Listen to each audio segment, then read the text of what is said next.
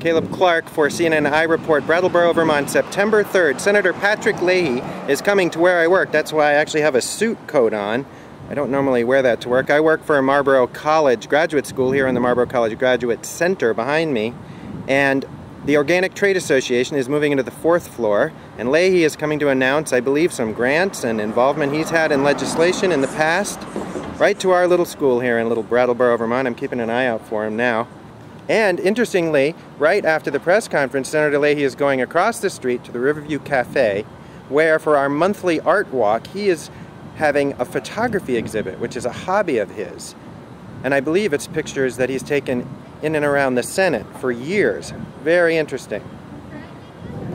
I just saw his car pull in here. Hello everyone, can I have your attention? This is really a momentous occasion for the Organic Trade Association. The sound is also really good up at the podium because I'm experimenting with using an audio recorder separate from the camera. And I put one up at the podium before anyone got there and just hit record. The Organic Trade Association is celebrating its 25th year, so this is very exciting for us in this year to come to Vermont. We do have a Washington, D.C. office, as the Senator well knows. We feel very strongly that our strength is out here where the organic agriculture base is. Vermont was so welcoming to us and provided a grant from the Vermont Economic Progress Council that really made it possible for us to make this move. We are thrilled today to have Vermont Senator Patrick Leahy with us. And as you know, that he was chairman of the Senate Agriculture Committee, and he wrote and passed the Organic Foods Production Act as part of the 1990 Farm Bill. I can't believe it. We're already working on the next Farm Bill. It seems like we just finished the last one and we're already working on the next one. He is the person that you go to on organic issues in Washington, and he has helped this industry grow when it was growing at a rate of 22% a year, and when it, as they say, fell off a cliff and only was growing at a rate of 5% a year. So, but I am happy to report, Senator, that we are back on the upswing in the growth, and it's looking really positive for the organic industry as it continues to evolve and expand. Thank you. Christine, I appreciate what you said. It's nice to see you home. It's nice to have you in Windham County, which is home for you. I have to go up the road a little bit, and unfortunately you're going the right direction. You go the other direction, of course you leave the state. So I'm glad you're here. I'm glad that the Organic Trade Association is going to have its home here. I see Secretary Albee. Roger, I've known forever and ever. We've worked together on so many agricultural matters, and Roger, this has to be a pretty happy day. No, all of you. Fred Kenny, who worked for me a long time ago in Washington, so he thought maybe I might know the rudiments about being a senator. I could be on my own, and came back, came here. Ellen Lovell was my chief of staff, the same thing. She just sort of kicked me out and said, here, I got to go back and run things at home. And so it's great, because especially in this, I first got the idea of the organic standards and labeling program from Vermonters. And Christine's heard the story before, and Alan and others certainly know it. Incidentally, I do appreciate seeing a couple of Jerry Garcia tires around here. That's an inside joke. And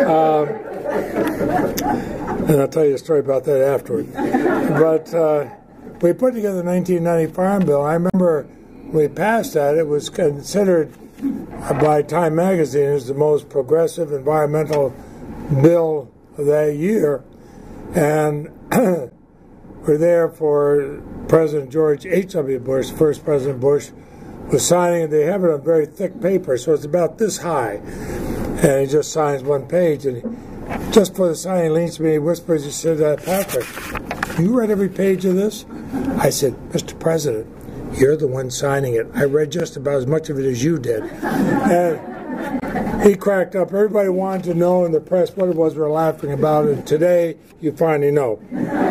But back then it was considered a crunchy program of some sort, then it was a corporate, then it was all points apart. Well, when I first started writing this, and really did come from talking to farmers here in Vermont saying, we're willing to do these standards, we're willing to do what's right, but please set some national standards so that people want to compete. We'll compete with anybody, provided it's a level playing field, provided everybody else has to follow the rules. And now we walk through the aisles, any grocery store in the country, you see organic products, and the Organic Trade Association, their dedication to expand this market. You folks go and you watch that.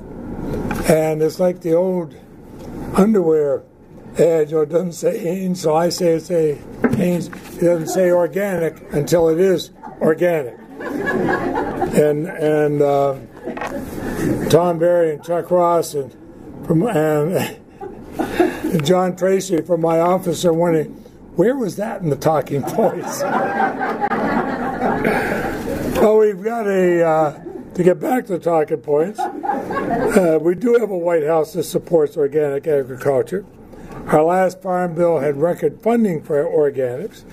The Deputy Secretary of Agriculture at USDA, Kathleen Merrigan, was working for me and led the efforts in writing that part of the bill. And in fact, the 20th anniversary of the Organic Farm Bill is this month, and I will put on, at least temporarily, my old hat as chairman, and I will chair a Senate Agriculture Committee hearing on September 15th to hear about organic agriculture's future. I must tell you, it's going to be a good hearing.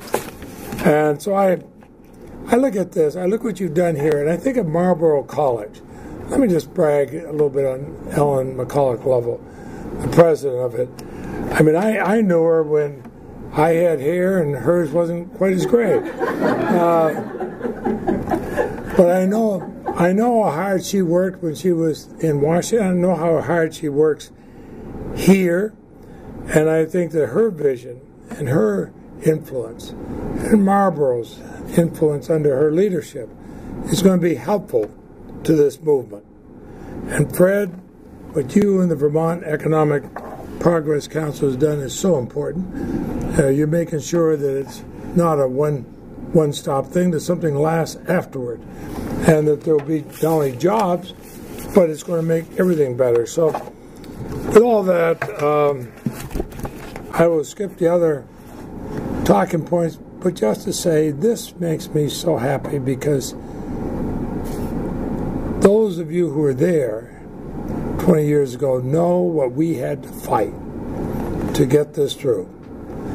We know I remember Jesse Helms telling the former chairman who wouldn't let it go forward when he was chairman, and when I became chairman we could, telling me, well, you know, that's a bitching. You won't have $10,000 worth of business. What are you doing all this time? It's how many billions now? And so it is worthwhile. And so thank you all.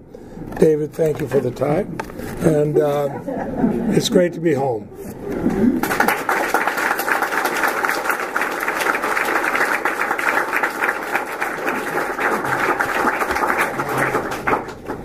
Thank you so much, Senator Leahy. You know what? We are just thrilled to officially be your constituent. So now we are going to have the official signing.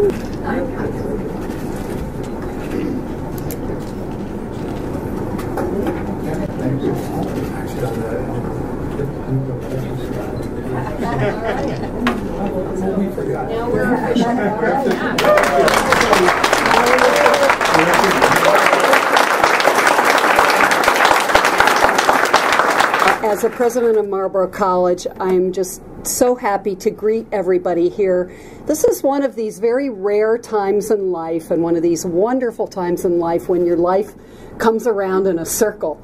And I said to the senator and to Marcel earlier, it's like a Leahy family reunion. So a warm welcome to you, Senator, and to Marcel, Secretary Albee, Fred Kenny. We worked together for so many years. Jeff Lewis, Christine Bushway and Dave Gagnon and so many other people who have brought us to this day.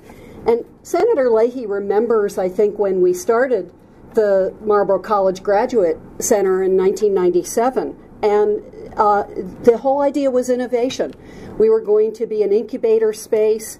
We were going to provide new ideas that would enhance the local community and the society as a whole. And back then the idea was innovation in the internet.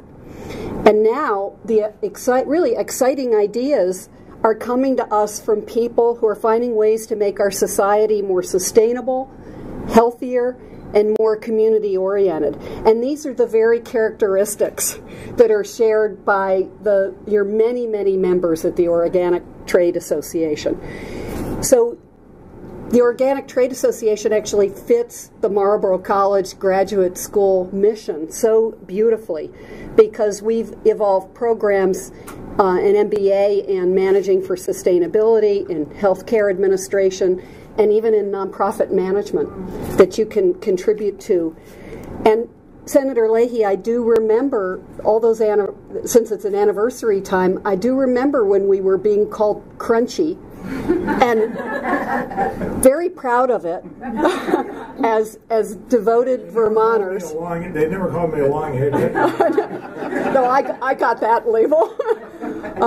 But when we were working on the legislation, you really saw, you had the vision, and you saw the possibilities, you saw the trend, and how important it was going to be to Vermont and to the future of Vermont agriculture, as Secretary Albee has also seen. So a few other thank yous. I want to thank Dan Cotter, Marlboro College's Director of Plant Operations, for his part in making this lease possible, along with Dave. Richard Glazier, our new Dean of Faculty and of Graduate Education, and Sean Conley, the Associate Dean of the Graduate School, because they're going to do all they can to reinforce the important work of OTA educationally.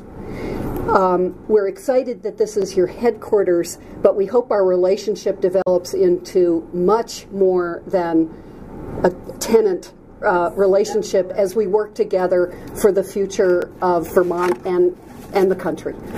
Thank you, everybody. Thank you for being here.